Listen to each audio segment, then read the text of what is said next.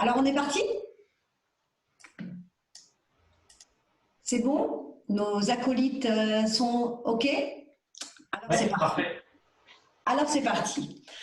Bonjour à tous. Notre cabinet est ravi de vous accueillir dans ce webinaire que nous avons organisé et souhaité qu'il soit pluridisciplinaire pour avoir effectivement une version et une vision croisée des conséquences du Covid-19 sur le droit immobilier et tout ce qui touche au droit immobilier, les baux commerciaux.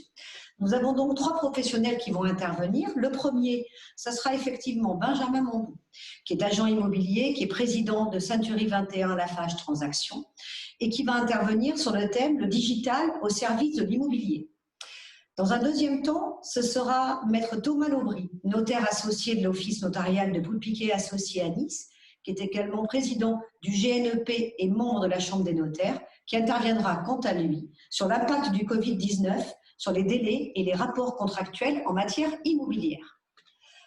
La troisième intervention sera Marianne Bredfeld, qui est à côté de moi, qui fait partie du cabinet WABG, qui s'occupe du droit immobilier et qui va traiter en ce qui la concerne des reports de délais en matière bail commercial et le sort des loyers commerciaux.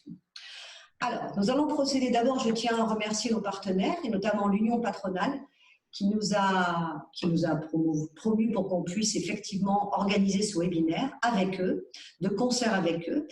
Donc, nous allons procéder dans ces trois étapes. À la fin de chaque intervention, vous pourrez poser la question que vous souhaitez au professionnel qui vient de terminer son intervention.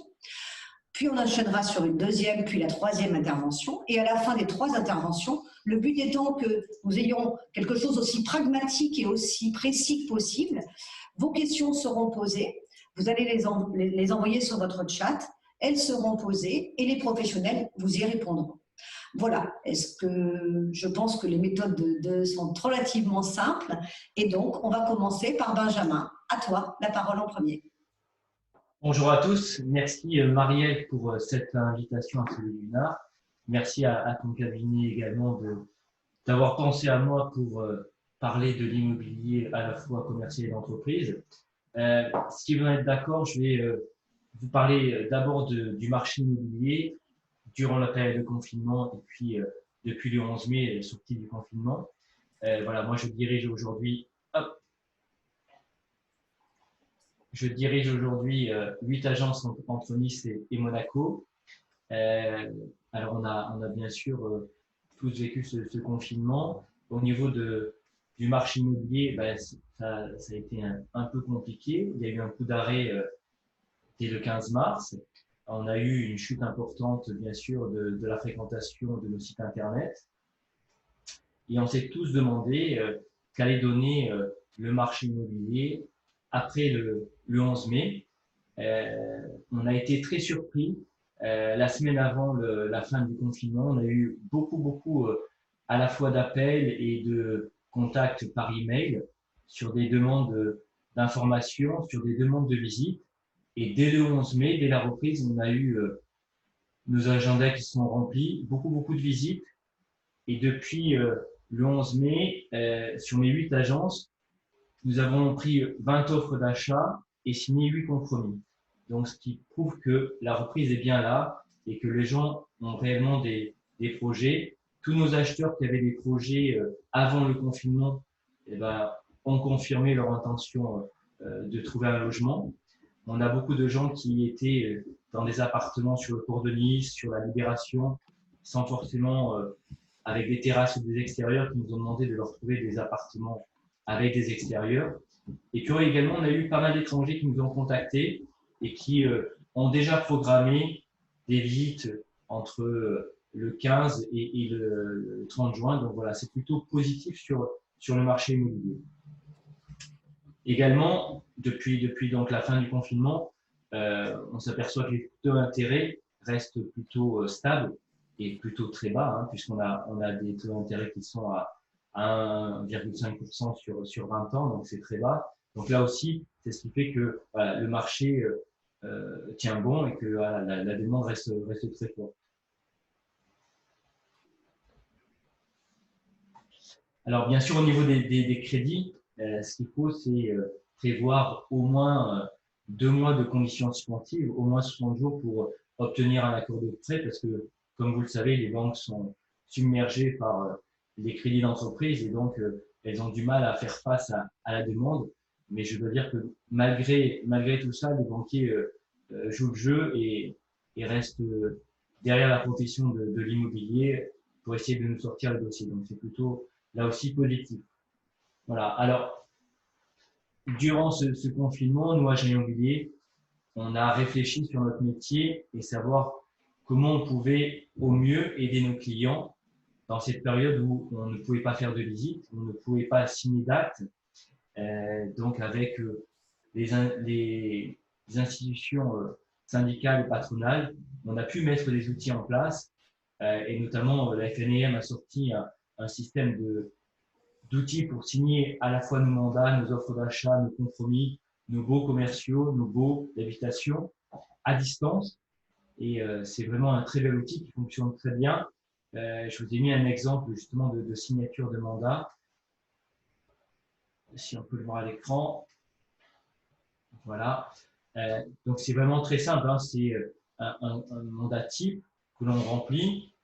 Notre client propriétaire reçoit un code sur son téléphone, un SMS, et qui lui permet donc de signer à distance le mandat de vente. Et c'est la même chose pour les compromis, pour les baux d'habitation. Voilà, c'est vraiment très très simple. Et on a un document qui est mis à jour toutes les semaines par la FNIM avec les nouvelles dispositions. Donc c'est vraiment un outil très intéressant pour nous agents immobiliers et bien sûr au service de nos clients à la fois vendeurs et acquéreurs. Également, on a travaillé sur l'environnement du bien immobilier et là-dessus, on a travaillé avec une société qui s'appelle Cityscan, qui est une entreprise de la région, à la fois pour aider là aussi nos vendeurs et nos acquéreurs. Donc, ce système permet de connaître tout l'environnement du bien immobilier, à la fois les transports, les commerces, les règles d'urbanisme, les risques naturels et toute la vie autour de son bien immobilier. Ce qui permet de noter le bien. Et ben voilà, vous avez typiquement les exemples, voilà ce qu'on peut avoir comme information, les transports, les commerces, les loisirs, la sécurité, la santé, l'éducation, le numérique avec la fibre, et puis voilà, tout ce qui va, la typologie de personnes qui habitent le quartier, voilà, tout ce qui va autour du bien immobilier. Et donc le bien reçoit une notation, ce qui est à la fois un bel outil pour nos acquéreurs et puis pour nos vendeurs pour, voilà, pour se positionner par rapport à d'autres biens qui sont à la vente dans ce secteur. Ça nous permet également voilà, de bien positionner au niveau de l'estimation du bien. Ça aussi, c'est très important parce que bien souvent, les vendeurs pensent qu'ils ont le plus beau bien. Et grâce à cet outil, on a toutes les ventes qui ont été faites durant les 5 dernières années dans le secteur. Donc là aussi, c'est un bel outil. Et puis, pour terminer, on a travaillé également sur les réseaux sociaux et on a fait beaucoup de visites virtuelles, beaucoup de visites en FaceTime pour nos clients qui ne souhaitaient pas se déplacer. On a fait quelques ventes grâce à des visites virtuelles, alors bien sûr qui ont été confirmées après le confinement par des visites physiques, parce que rien ne remplacera le contact physique. Il est très, très important de toujours confirmer par une visite physique. Et puis, on a également sorti quelque chose de plus rigolo, qui est un TikTok, où on s'est mis en scène avec mes collaborateurs pour présenter un bien immobilier. Et ça a plutôt bien fonctionné parce qu'on a eu plus de 22 000 vues en l'espace de 15 jours.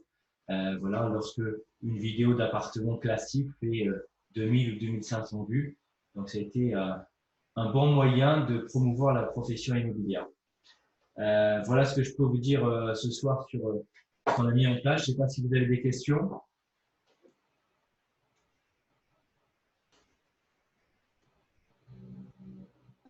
Alors, pour l'instant, nous n'avons pas de questions. Si des personnes souhaitent poser des questions, c'est possible via le chat. Donc, hop. De toute manière, il y aura plusieurs séances de questions-réponses. Alors.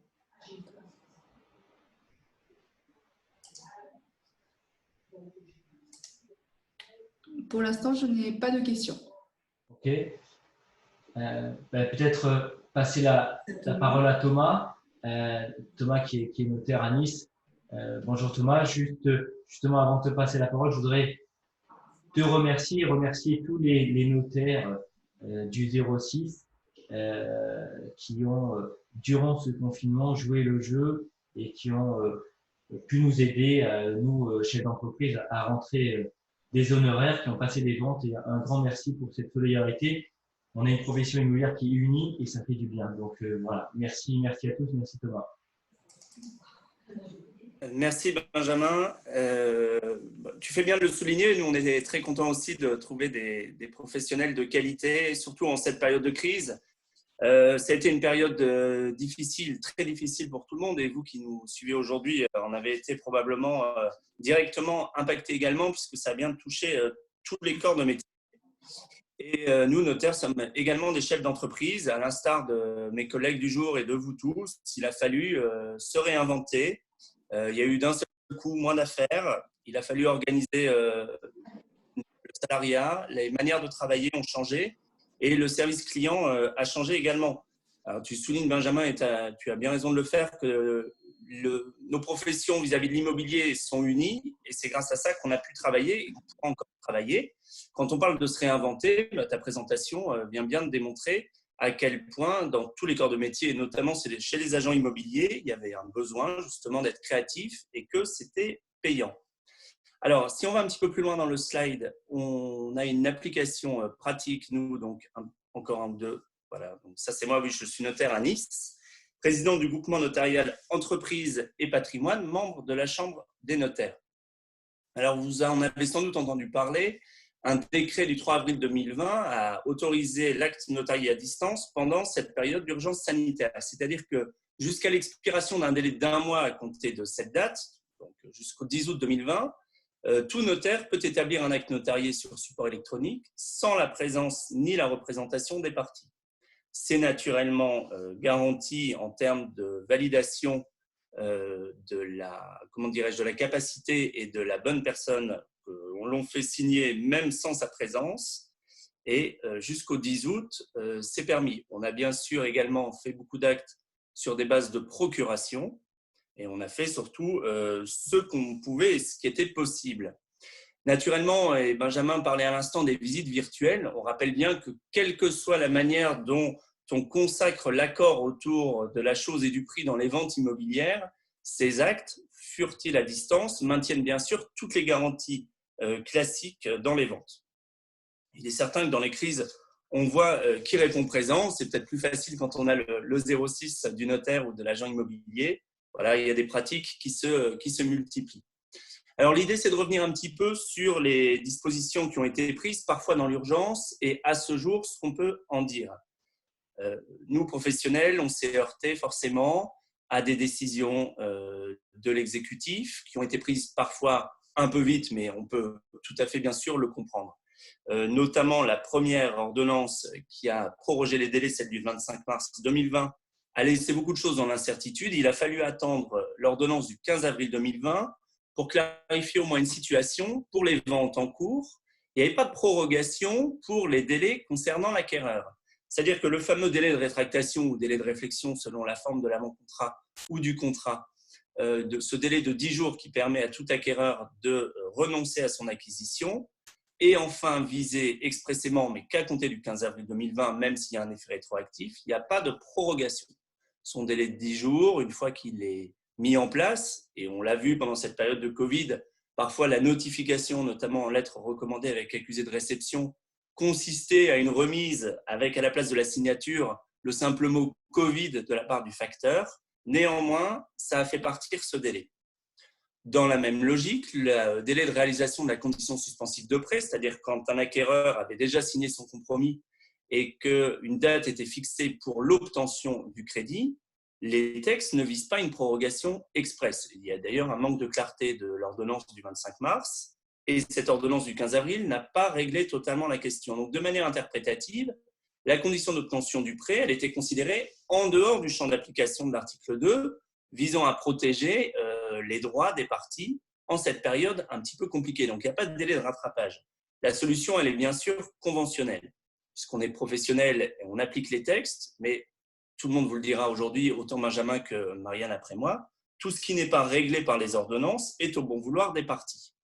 Et quand je parle de solution conventionnelle, c'est bien sûr se tourner vers le vendeur, vers le notaire, vers l'agence pour proroger autant que nécessaire les délais.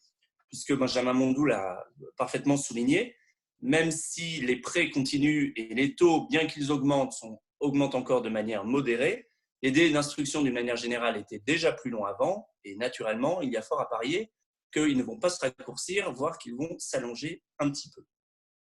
Alors, en matière d'urbanisme, j'ai mis principe de suspension, je m'en explique. La première ordonnance, pareil, du 25 mars 2020 avait prorogé certains délais au grand dam de certaines activités immobilières. Face à cette pression, l'ordonnance du 15 avril 2020 qui visait la fin de l'état d'urgence sanitaire suspendait des délais d'instruction. Là encore, pour le bien fondé des affaires et pour relancer l'économie au niveau de l'activité immobilière, qui est quand même un gros poumon de notre activité économique, il y a l'ordonnance 539, celle du 7 mai 2020, qui est venue faire certains arbitrages et lever des ambiguïtés. Donc, notamment, c'est ce qui est indiqué là, et j'ai quelques illustrations par la suite. Tout ce qui était instruction des demandes d'autorisation d'urbanisme, les demandes initiales, quand le délai est suspendu entre cette période, puisque la date fixée par l'ordonnance du 7 mai 2020 est bien la date donc, du 24 mai. C'est-à-dire que tout ce qui se passe entre le 12 mars et le 23 mai se trouve suspendu à quelques exceptions et à quelques nuances près. Donc, naturellement, tout ce qui était acquis avant le 12 mars reste acquis. Il n'y a pas d'autorisation tacite entre le 12 mars et le 23 mai. De même, les demandes de pièces complémentaires, si le délai d'un mois octroyé à l'administration n'était pas expiré au 12 mars, il est suspendu jusqu'au 23 mai et il reprend pour la durée restant à courir, à compter donc du 24 mai à minuit. Sur le slide suivant, on continue un peu cette espèce de catalogue, on y revient dans un instant. Tout ce qui est recours et retrait, donc le recours est suspendu pendant cette même durée et il reprend pour le délai restant à courir, mais pour un minimum de 7 jours. Je vais l'illustrer par la suite. Le retrait administratif est purement et simplement suspendu entre ces deux dates et reprend pour le délai restant à courir. Il faisait partie des oubliés des premières ordonnances. Enfin, dans la même logique, la mise en œuvre de l'autorisation d'urbanisme, le délai de validité des autorisations d'urbanisme est prorogé et le contrôle des travaux, la procédure de recollement est suspendue pendant cette période et reprend pour le délai restant à courir. Le délai d'un mois pour délivrance de l'attestation de non-contestation de conformité de l'administration est suspendu également.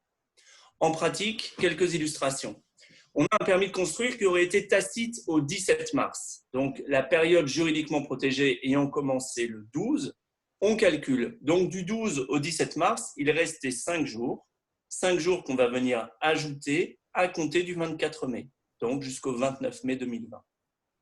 Alors, si on a déposé, entre guillemets, du coup, un permis de construire, par exemple, le 17 mars, le début du délai d'instruction de 3 mois ne démarre qu'à la fin de la période juridiquement protégée et à compter du 24 mai, donc jusqu'au 24 août 2020.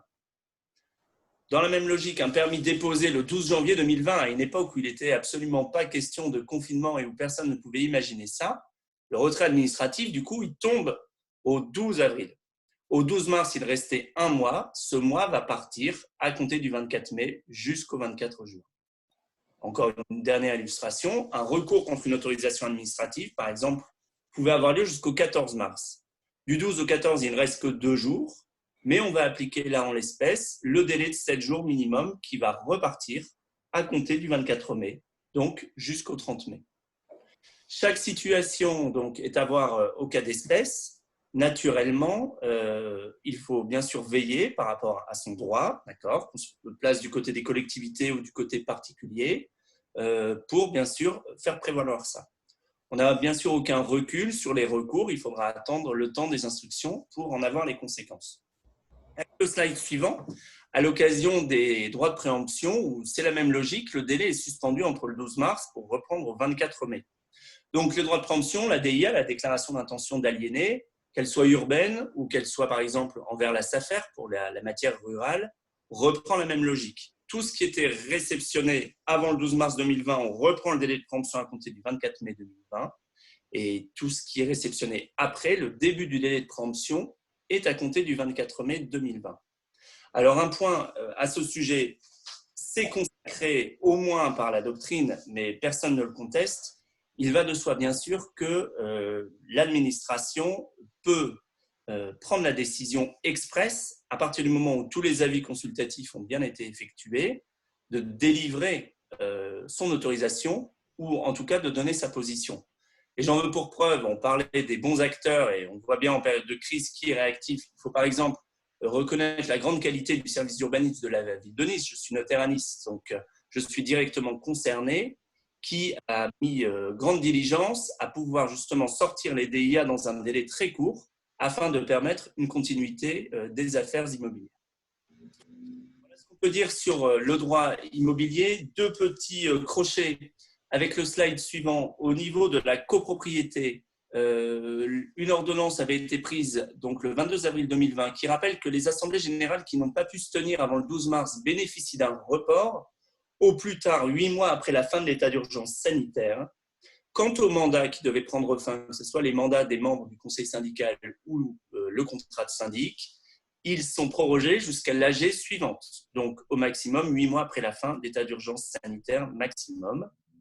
Il est à noter quand même, puisqu'on parle beaucoup de nouveaux outils, qu'on avait un petit peu anticipé les choses. Le 27 juin 2019, il y a un décret qui avait été pris, donc encore une fois, on se place au temps d'avant, parlons comme ça, qui permettait au syndic de décider d'une consultation à distance pour les assemblées générales. Donc, le décret est déjà paru, il n'a pas eu besoin d'être pris dans l'urgence, et vous pouvez vous en référer au texte, il est assez explicite en la matière. Il y a fort à parier, d'abord, que tous les syndics n'attendront pas 8 mois pour convoquer, parce qu'il y a des urgences, notamment en termes de transfert de compétences sur les colonnes Enedis, ce genre de choses qui doivent être prises bien avant les 8 mois, ou dans d'autres situations, bien sûr, la possibilité de tenir les assemblées générales à distance. Enfin, un dernier point, avant de passer le relais à Maître Bredfeld sur le bail commercial, en matière de vente immobilière, quand on a un locataire commercial, celui-ci bénéficie d'un droit de préférence. C'est-à-dire que si le bailleur envisage de vendre les locaux loués à bail commercial, il doit le notifier à son locataire. Le locataire, une fois réceptionné cette proposition, a 1 mois pour donner son bon vouloir à cette acquisition, sinon c'est un refus tacite. Et s'il souhaite acquérir, on a alors 2 mois pour passer la vente s'il n'y a pas de prêt et 4 mois s'il y a un prêt. À l'évidence, et c'est matière à discussion, mais je n'empiète pas sur ce que Marianne va nous dire après, le report des délais de l'ordonnance du 25 mars 2020 trouve à s'appliquer. Il faut donc adapter les conventions. Si on sait expressément que son locataire ne va pas acheter ou qu'il va acheter, il faut, à mon sens, c'est bien, en ma qualité de notaire, je le dis, que sa réponse tienne compte de la situation d'urgence sanitaire et de crise sanitaire actuelle, en visant expressément les textes sur le Covid, pour éviter dans le futur une remise en question, si ce point n'était pas visé, en indiquant que le délai n'était pas terminé. Et donc, forcer les parties à prendre position, mais en adaptant la convention à la situation actuelle. Voilà pour ce petit propos rapide et transversal qu'on voulait faire pour ma partie. Si vous avez des questions, vous pouvez les écrire. On n'est pas très nombreux, vous pouvez peut-être aussi intervenir. On reprendra également les questions plus globales par la suite, si vous le souhaitez. Avons-nous des questions ?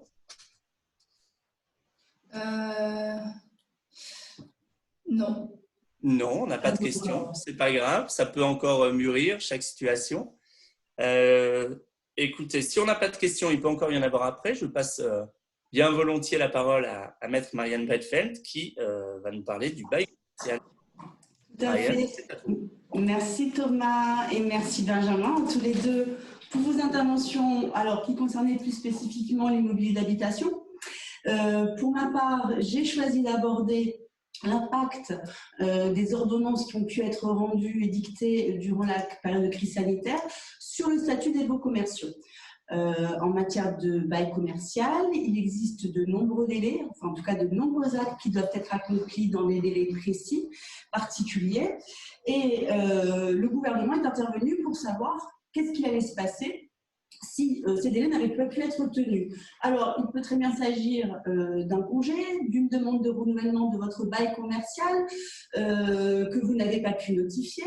Il peut s'agir également d'échéances. Je pense notamment aux échéances de loyer qui n'auraient pas pu être payées ou que le locataire a cru ne pas pouvoir payer.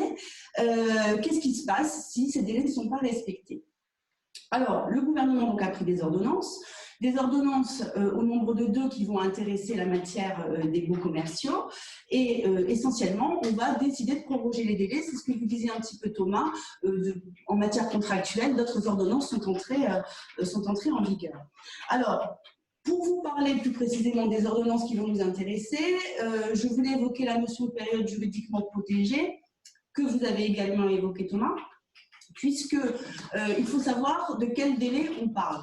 Alors, à l'origine, la période juridiquement protégée correspondait à une période à compter du 12 mars 2020 jusqu'à l'expiration d'un délai d'1 mois après la fin de l'état d'urgence sanitaire, ce qui veut dire que certains délais en tout cas et certaines échéances qui arrivaient à expiration dans cette période-là, eh bien, allaient se voir reporter leurs effets. Par la suite, la loi du 23 mars 2020 a repoussé la durée de l'état d'urgence sanitaire qui était normalement prévu pour s'achever le 24 mai 2020 au 24 juin 2020. Et puis, la date elle-même de la fin de l'état d'urgence sanitaire a été repoussée au 10 juillet 2020. Donc, on aurait pu penser qu'on avait cette fois-ci, donc 1 mois plus tard, cette période juridiquement protégée qui s'achèverait le 10 août. Alors, pas du tout, puisqu'une ordonnance du 14 mai 2020 est venue un petit peu clarifier les choses et nous dire que ces délais qui pourraient être prorogés, eh bien, concernaient la période comprise entre le 12 mars 2020 jusqu'au 23 juin 2020 inclus. Donc c'est un petit peu le cadre temporel qu'il fallait poser avant de vous parler de ces ordonnances. Alors, vous le verrez sur la slide prochaine, ces ordonnances, elles sont assez protectrices. Elles sont au nombre de 2 ordonnances qui vont intéresser le statut des baux commerciaux. Eh bien, la première, j'en parlais, la 2020-306 du 25 mars 2020, qui est donc relative à la prorogation des délais échus donc pendant cette période protégée, puisqu'elle va régler le sort des délais durant, donc entre le 12 mars 2020 et le 23 juin 2020. Et puis une seconde ordonnance assez notable dont on a beaucoup parlé, celle du 25 mars 2020, la 2020-316, puisque l'article 4 relatif au paiement des loyers, des factures d'eau, de gaz et d'électricité afférents aux locaux professionnels des entreprises dont l'activité est affectée par la propagation de l'épidémie de Covid-19. C'est en clair, cette ordonnance dont on a beaucoup parlé et dont on a pu penser qu'elle dispensait tous les locataires de payer leurs loyers commerciaux. Alors en fait non, c'est une ordonnance qui va en fait neutraliser les sanctions qui sont prévues dans le contrat pour le non-paiement des loyers qui vont donc être échus entre le 12 mars 2020 et le 23 juin 2020. Alors, pour parler d'abord, pour savoir en fait qui va pouvoir bénéficier du report des loyers, eh bien, il faut savoir que les acteurs économiques qui sont concernés, ce sont les personnes physiques et morales de droit privé qui exercent une activité économique et qui sont susceptibles de bénéficier du fonds de solidarité. Et ensuite, vous avez une autre condition, ce sont les entreprises qui poursuivent leur activité dans le cadre d'une procédure de sauvegarde, de redressement judiciaire ou de liquidation judiciaire. Donc, je vais faire un bref rappel sur le fonds de solidarité, d'autant plus qu'il a été récemment, le dispositif a été récemment mis à jour. Alors, ce dispositif de fonds de solidarité, il a été créé donc, en tout début de crise sanitaire pour aider les petites entreprises qui étaient particulièrement touchées par le Covid-19. Et elles vont concerner des entreprises de 10 salariés ou moins, ayant débuté leur activité avant le 1er février 2020 et dont le chiffre d'affaires est inférieur à 1 million d'euros, avec un bénéfice annuel imposable inférieur à 60 000 euros, ou si elles n'ont pas que d'exercice, les entreprises dont le chiffre d'affaires moyen est inférieur à 83 333 euros entre la création d'entreprise et le 29 février 2020. Ce dispositif, il concerne les très petites entreprises, les indépendants, les micro-entrepreneurs, les professions libérales également, les associations. Et il faut savoir que dans un premier temps, le gouvernement avait décidé que pour le mois de mars, il s'agirait des entreprises soit qui avaient fait l'objet d'une interdiction d'accueil au public, soit qui avaient subi une perte de chiffre d'affaires d'au moins 70% en mars 2020 par rapport à mars 2019. Au mois d'avril, la condition de chiffre d'affaires va s'assouplir, puisqu'il s'agit toujours des entreprises qui font l'objet d'une interdiction d'accueil du public. ou d'une perte de chiffre d'affaires d'au moins 50% en avril 2020 par rapport à avril 2019, avec en plus une possibilité, sinon, de comparer par rapport au chiffre d'affaires mensuel moyen de l'année 2019. Donc un dispositif qui s'est quand même un peu assoupli pour le mois d'avril. Alors, très brièvement, ces aides pour obtenir donc, ce fonds de solidarité, eh bien, il s'agit donc des pertes du mois de mars, avril et désormais du mois de mai 2020, grâce au décret du 12 mai 2020 qui est venu rallonger le dispositif. Ces aides, elles sont de deux sortes. Vous avez une première aide financière égale à la perte déclarée du chiffre d'affaires, mais dans la limite de 1 500 €. Et puis, vous avez une aide complémentaire aux entreprises qui va aller d'un montant de 2 000 à 5 000 € et qui va être donnée si ces entreprises emploient au moins un salarié, si elles se trouvent dans l'impossibilité de régler leur dette à 30 jours, si elles se sont vues opposer par exemple un refus de prêt garanti par l'État. Bref, c'est une aide complémentaire pour vraiment les toutes petites entreprises et elle a été également ouverte par le décret du 12 mai 2020 aux entreprises qui ont fait l'objet d'une interdiction d'accueil du public, qui n'ont pas de salariés, et qui ont un chiffre d'affaires annuel supérieur à 8 000 €. Alors, ce second volet donc, est financé par les aides des régions et des autres collectivités locales. Il faut savoir que ces aides sont défiscalisées également. Les apports du décret du 12 mai 2020, donc ça c'est une petite mise à jour. Donc comme je vous le disais, il y a une prolongation du dispositif pour toutes ces entreprises que j'ai citées jusqu'au 30 mai 2020, mais même jusqu'au 15 juin 2020 pour les associations, pour les artistes auteurs et les associés des groupements agricoles d'exploitation en commun. Et puis, ce décret est venu étendre les conditions d'éligibilité. Sachez que pour les associations, dès lors qu'elles exercent une activité économique, lorsqu'elles sont assujetties aux impôts commerciaux ou si elles emploient au moins un seul salarié, eh bien, elles pourront bénéficier de cette aide complémentaire. Les entreprises créées également après le 1er février 2020 vont pouvoir également bénéficier du dispositif. Alors, ce n'était pas le cas dès le départ, en tout cas pour les pertes du mois d'avril. Et puis, pour les entreprises dont le dirigeant a perçu moins de 1 500 € de pension de retraite ou d'indemnité journalière durant le mois considéré. Alors, attaquons directement le sort des loyers commerciaux. Maintenant qu'on sait à qui s'adressent les articles de l'ordonnance 2020-316, j'ai parlé d'une paralysie des clauses contractuelles en cas de non-paiement des loyers. J'ai mis l'article 4 que vous pouvez lire donc, sur le slide. Je vous laisse en prendre connaissance parce qu'il est assez fastidieux, je ne vais pas le relire. Simplement passer directement à son analyse.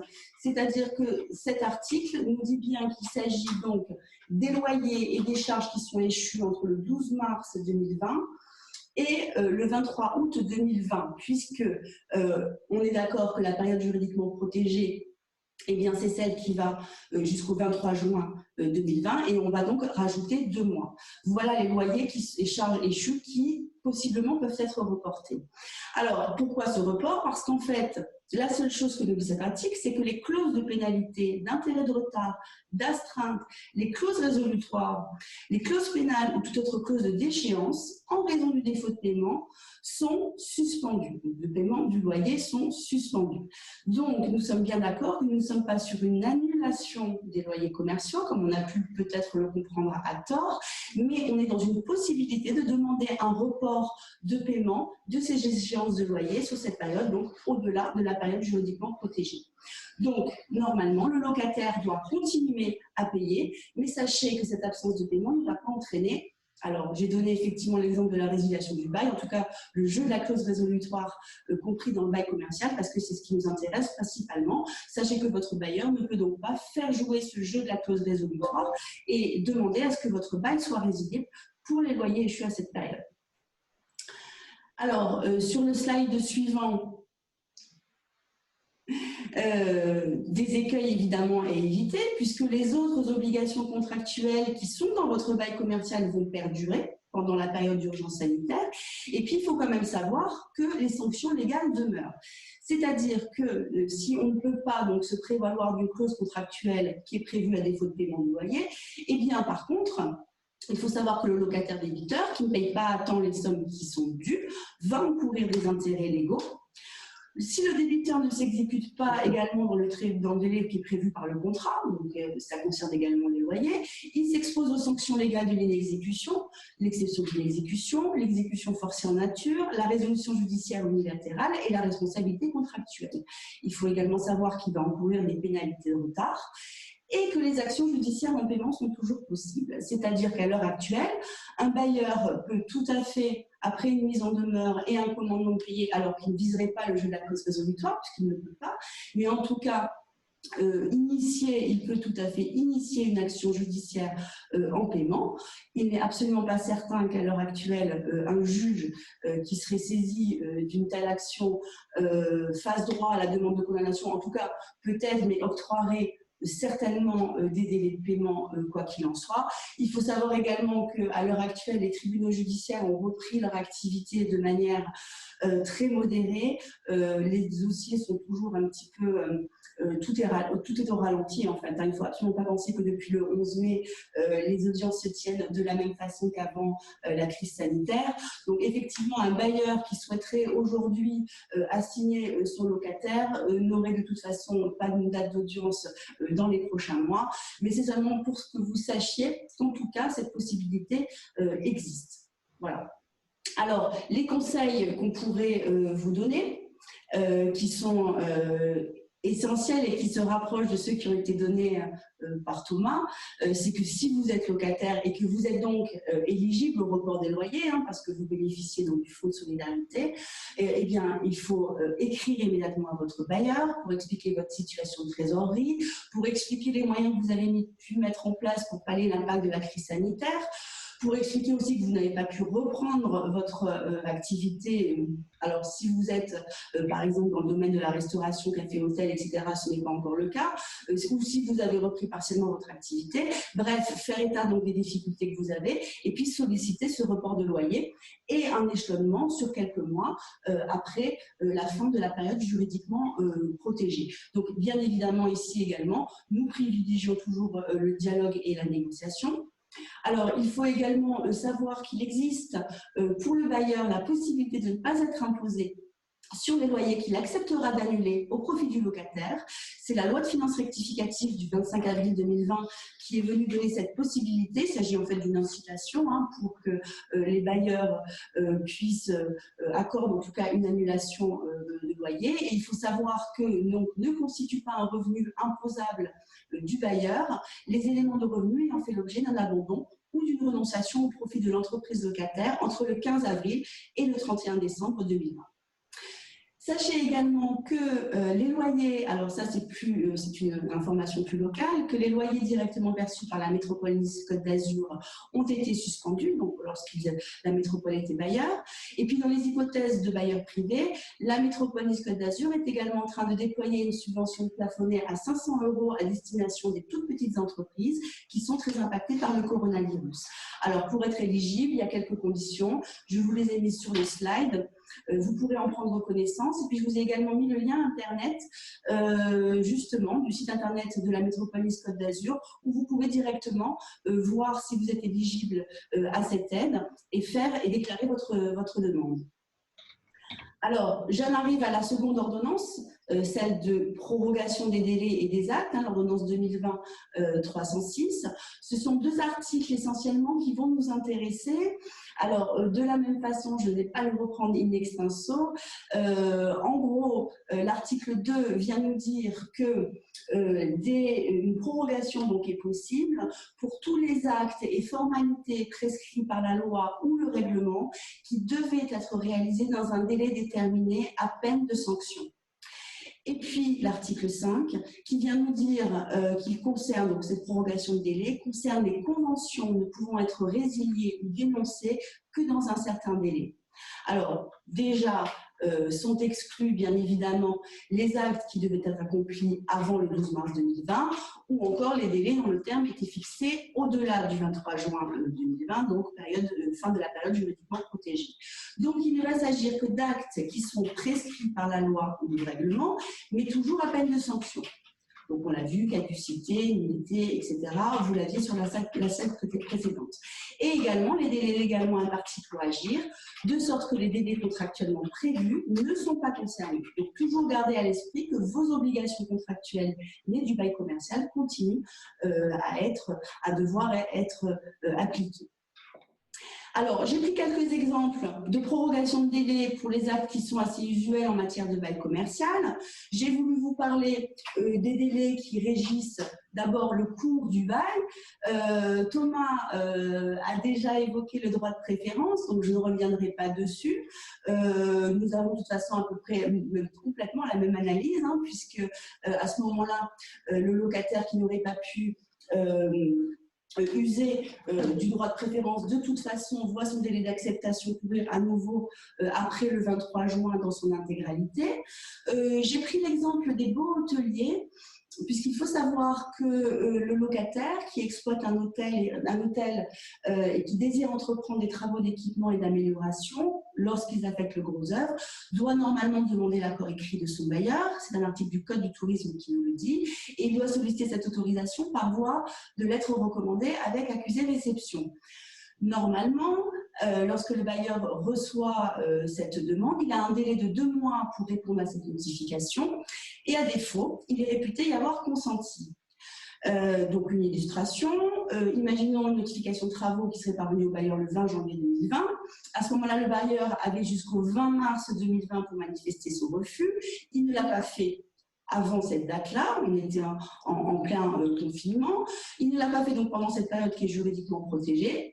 Et donc, il pourrait être réputé avoir accepté. Alors, pour ne pas, on va dire, lui faire perdre ce droit de refuser, donc on pourrait, on va dire, comparer une déchéance du droit de refuser, eh bien, on peut légitimement penser que cette situation va bénéficier d'un nouveau délai qui va courir à compter, alors, avant compter du 23 juin 2020, c'est pas tout à fait ça, c'est à compter du 24 juin 2020, hein, puisque le 23 juin est inclus, et en tout cas, au-delà d'un délai qui ne peut pas excéder 2 mois, donc soit jusqu'au 23 août 2020. Alors, je voulais parler également des congés des demandes de renouvellement de bail. Très brièvement, si vous ne connaissez pas exactement la matière, il faut savoir qu'un bail commercial, pour relever du statut, sa durée ne doit pas être inférieure à 9 ans, elle peut l'être d'ailleurs au-delà. Et il faut savoir surtout que la date d'expiration du bail ne marque pas automatiquement sa fin, puisque le bail commercial ne va en fait cesser que par l'effet d'un congé. Alors ça, c'est le bailleur qui le notifie à son locataire, donc au preneur, au moins 6 mois avant la date d'expiration par acte d'huissier. Soit le bail va prendre fin par une demande en renouvellement. Ça, c'est le preneur par lettre recommandée ou par voie d'huissier 6 mois à l'avance qui doit le notifier, en tout cas faire sa demande au propriétaire ou au bailleur. Et donc, à défaut de congé de demande de renouvellement, le bail en fait va se prolonger tacitement au-delà du terme fixé par le contrat jusqu'à ce que quelqu'un y mette un terme. Si cela n'arrive pas, eh bien, que se passe-t-il?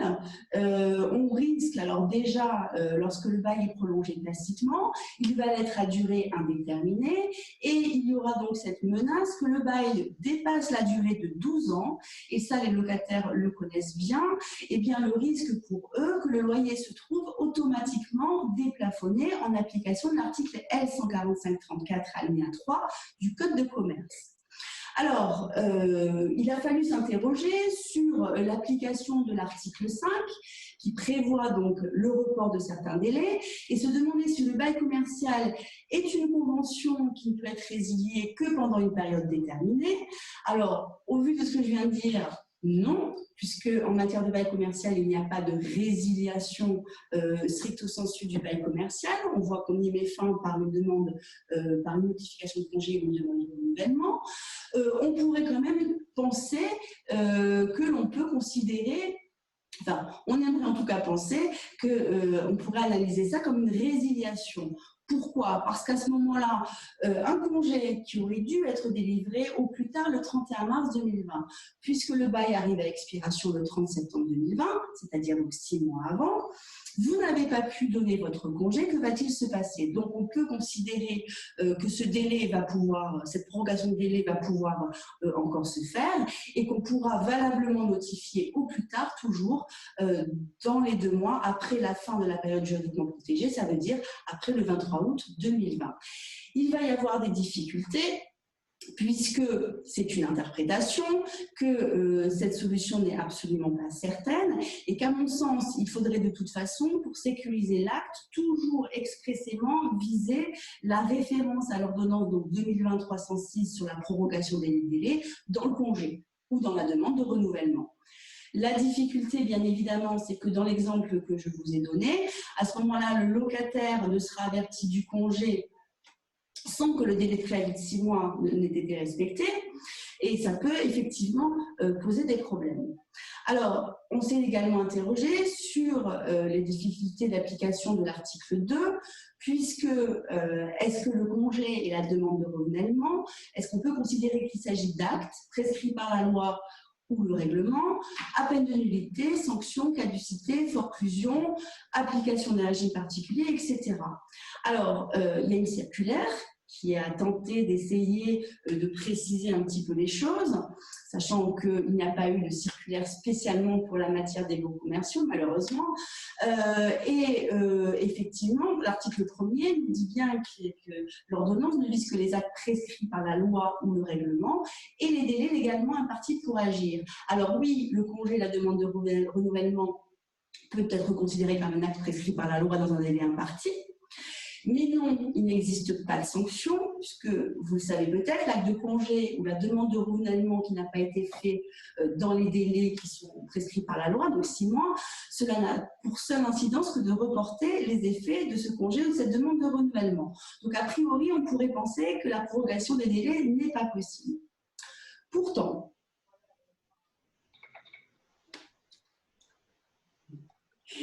voilà. Nous avons la conséquence particulière pour le bail en tacite reconduction. Que se passe-t-il s'il n'y a pas de prorogation de ces délais? J'ai pris l'illustration d'un bail commercial qui atteindrait la durée de 12 ans pendant la période juridiquement protégée, donc avec la conséquence dont je parlais tout à l'heure du déplafonnement automatique du loyer. Qu'est-ce qui se passerait?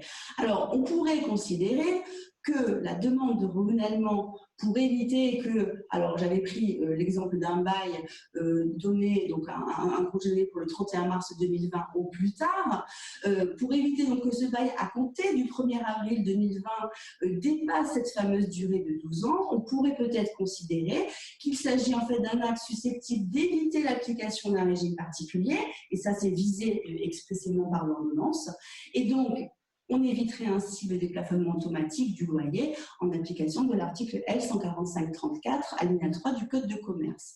Alors, à ce moment-là, le locataire se verrait protégé par la possibilité de ce report posé par l'ordonnance. Mais toutefois, comme je vous le disais tout à l'heure, de nombreuses incertitudes de toute façon demeurent.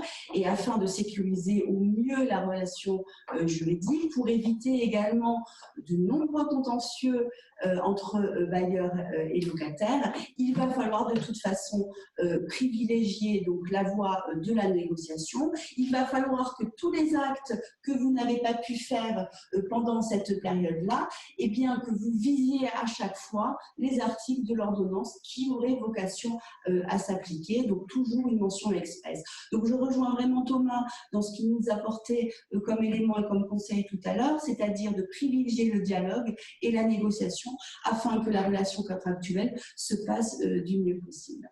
Donc voilà un petit peu ce que je voulais aborder aujourd'hui. Alors peut-être que j'ai un petit peu dépassé le temps, donc je voulais parler du droit d'option et du droit de repentir, qui sont des actes assez usuels également en matière de bail commercial. Sachez simplement qu'a priori, les délais vont s'appliquer et puis de toute façon, je pense que le support sera à disposition sur le site du cabinet et sur d'autres réseaux, j'imagine, si vous avez besoin, de vous y référer. Et puis, de toute façon, vous pouvez désormais poser des questions.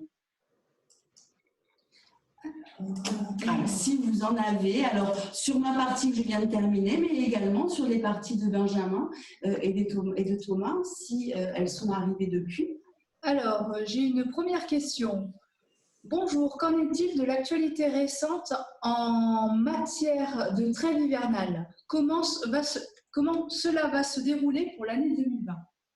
Alors, c'est une question très intéressante. Si vous me permettez d'y répondre, c'est vrai que moi, j'ai parlé des baux commerciaux, mais effectivement, il y a cette disposition qui est entrée en vigueur pour les baux d'habitation. Alors, la trêve hivernale, il faut savoir qu'elle a été repoussée une première fois, je crois que c'était jusqu'au 31 mai 2020, mais aujourd'hui, elle est désormais repoussée jusqu'au 10 juillet 2020, ce qui signifie que les expulsions ne pourront reprendre qu'à compter du 11 juillet 2020, et ce jusqu'au 31 octobre inclus. Voilà, c'est-à-dire qu'on a aujourd'hui, en tout cas cette année, une trêve hivernale qui va durer 9 mois sur 12 et qu'on est donc dans une période normalement qui devrait être exceptionnelle, qui a donc été extrêmement rallongée. Nous avons une seconde question. Est-ce que des expulsions vont pouvoir être prononcées dans le mois à venir? Sinon, quand reprendront-elles? Alors, c'est un petit peu ce que Marianne, un ajout, ça reprend un peu ce que tu viens de dire. Il y a même 2 exceptions. Si jamais il y a un relogement qui est possible, mais généralement, quand on pose la question, c'est qu'il n'y a pas de relogement possible, ou alors si l'immeuble est frappé d'un arrêté de péril naturellement. Les expulsions vont reprendre, cher maître, à partir du 10 juillet, bien sûr, sauf si c'est prorogé, ce qui ne peut pas être la tendance. Pour l'instant, c'est cette date-là qu'on a, oui. D'accord. Donc, nous avons une troisième question. Le remboursement des loyers non perçus pourra se déployer sur combien de mois? Alors, le remboursement, ça va être du conventionnel, c'est-à-dire que Thomas nous le disait, c'est une solution conventionnelle. C'est pour ça qu'on incite alors, les locataires en premier lieu à se rapprocher immédiatement de leur bailleur pour demander ce report et ce rééchelonnement, et ça va être de la négociation. D'accord. Nous avons une quatrième question. Alors, que pensez-vous de l'application de l'article 1223 du Code civil, suivant lequel, en cas d'exécution imparfaite de la prestation, le créancier peut, après mise en demeure, attendez, j'ai perdu la ligne. Et s'il n'a pas encore payé tout ou partie de la prestation, notifier dans les meilleurs délais au débiteur sa décision d'en réduire de manière proportionnelle le prix. L'acceptation par le débiteur de la décision de réduction du prix du créancier doit être rédigée par écrit. Si le créancier a déjà payé, à défaut d'accord entre les parties, il peut demander au juge la réduction du prix. Le locataire pourrait est-ce que le locataire pourrait s'en prévaloir? Alors, le locataire commercial ou le locataire… c'est pas précisé? Non. Non, c'est pas précisé. Alors là, j'avoue que la question est un petit peu longue et donc je suis un petit peu loin pour la relire.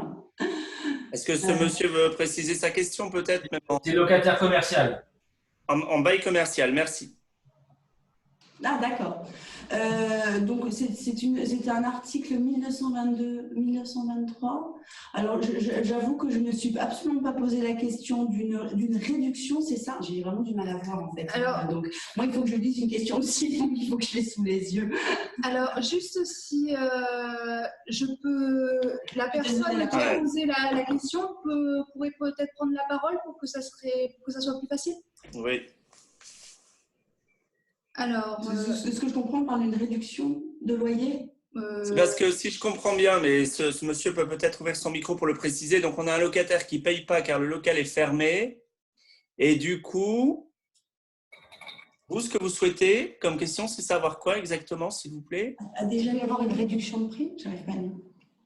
Si le créancier est déjà payé à défaut d'accord entre les parties, il peut demander au juge la réduction de prix. Le locataire pourrait-il s'en prévaloir?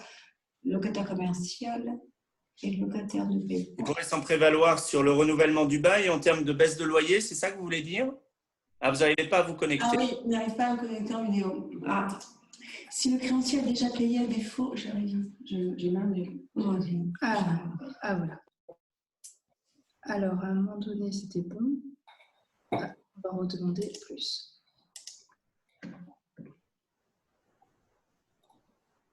que si on a un loyer, mais je parle en même temps que Marianne, hein, pour le coup, un loyer en matière de bail commercial qui est baissé de manière conventionnelle, ça n'est pas sans incidence, en effet, notamment au moment du renouvellement et de la fixation du juste prix du loyer. Mais je ne suis pas sûr que ce soit par là que vous vouliez nous emmener, monsieur. Alors, il y a quelqu'un qui ajoute quelque chose. Léa, beaucoup de preneurs souhaitent en effet essayer d'annuler totalement leur loyer et non de les reporter. Des contentieux vont poindre sur la non-délivrance du local causée par la fermeture.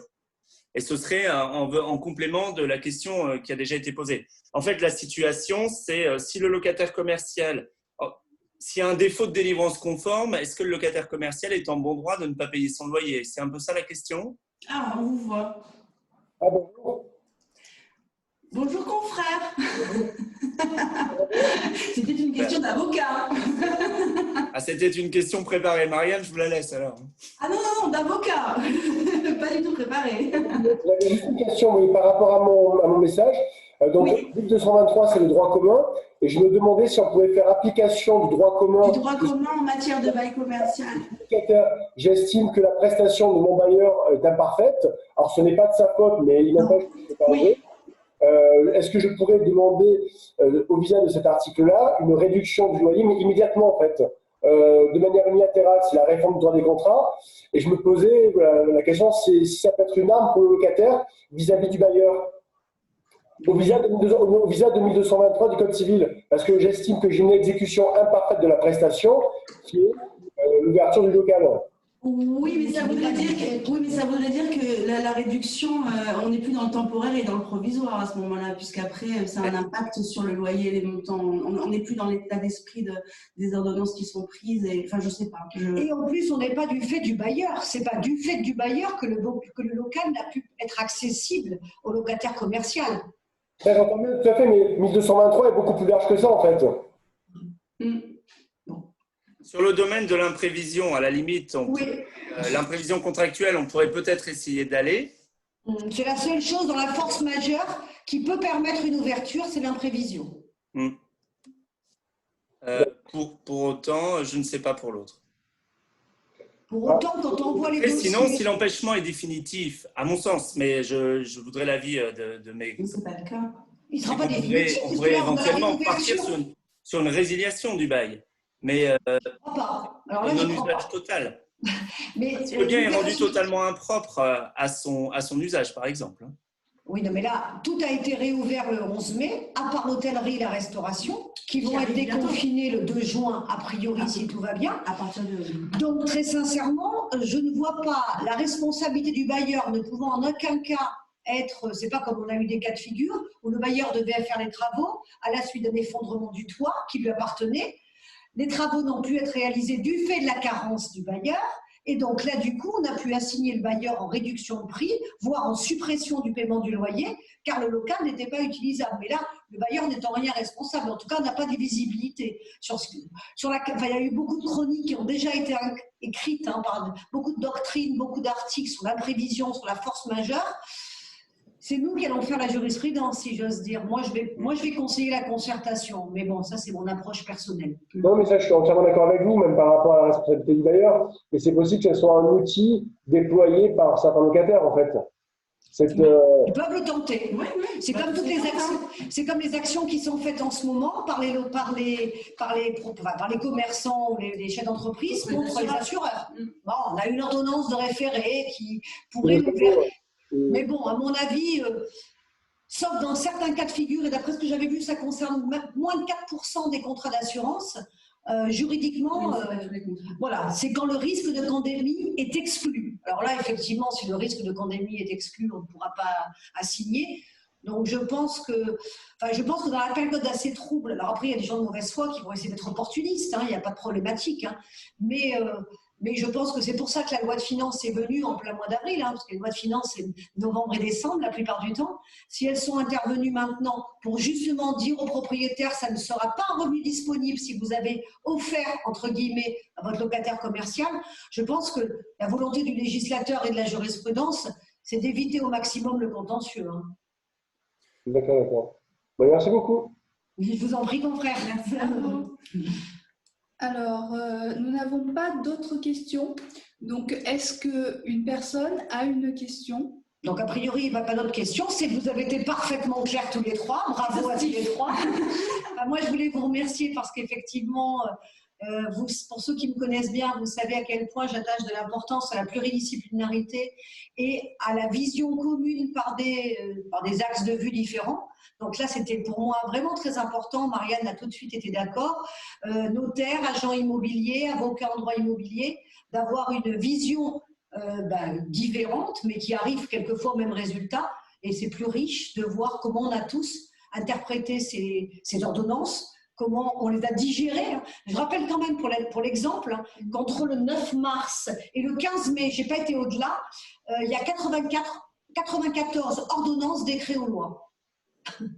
Donc, on a tous fait comme on a pu pour les absorber, chacun dans nos matières de prédilection, chacun dans nos domaines de spécialité, pour les interpréter avec le recul quasi néant. Mais en tout cas, j'ai trouvé que, je vous remercie tous les trois, Marianne aussi, je remercie Benjamin, je remercie Thomas, d'avoir travaillé sur le sujet, parce que je ne sais pas si ça se perçoit de l'extérieur, mais un PowerPoint, ça demande un travail relativement important de synthèse, de pragmatique et d'être accessible. Ça demande également de vérifier toute la compétence qu'on peut avoir, parce qu'on a toujours peur de la seule question à laquelle on ne pourrait pas avoir de réponse. Donc ça, c'est, voilà, moi c'était dans le droit du travail, mais chacun ses champs de compétences. On a toujours l'impression qu'il y a un truc qu'on ne connaît pas. On a presque l'impression de repasser un grand oral, mais bon, en plus light quand même. Voilà, donc en tout cas, merci pour votre écoute, pour votre intérêt.